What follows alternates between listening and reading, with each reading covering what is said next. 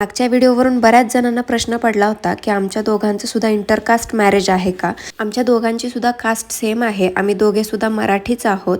कास्टवरून आमच्या मॅरिड लाईफमध्ये असं काही फार असा फरक पडला नव्हता. आणि फरक पडतो तो फक्त आमच्या स्वभावाचाच आहे, कारण आमचा स्वभाव दोघांचाही खूप जास्त विरुद्ध आहे आणि त्या गोष्टीवरून अजूनही आमच्यात भांडणं होतात.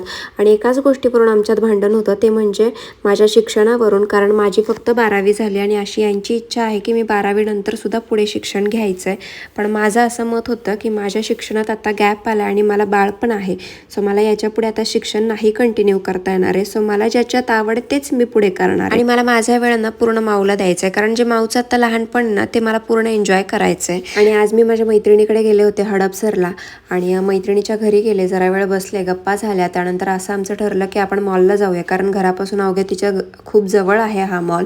सो त्याच्यामुळे मग मॉलमध्ये गेले, कारण माऊला सुद्धा घरात बसून खूप जास्त बोर झालं होतं आणि माऊने तिकडं खूप जास्त एन्जॉय केलं होतं.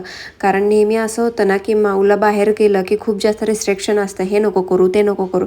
पण आज ना माऊ इतकी बाहेर सुटली होती की तुफान खेळत होती आणि पाहिजे तशा उड्या मारत होती, कारण आज इकडं तिला बोलणारं कोणीच नव्हतं. आणि माऊचं असं बऱ्याचदा होतं की तिचे पप्पा ज्यावेळेस तिच्या सोबत असतात ना त्यावेळेस माऊचं कॉन्फिडन्स लेवल एक वेगळाच असतो. आणि माऊला एवढं खेळताना पाहून तिच्या पप्पांना असं वाटलं की माऊ एवढी खेळली तर आता घरी गेल्यावर शांत जेवेल आणि झोपेल.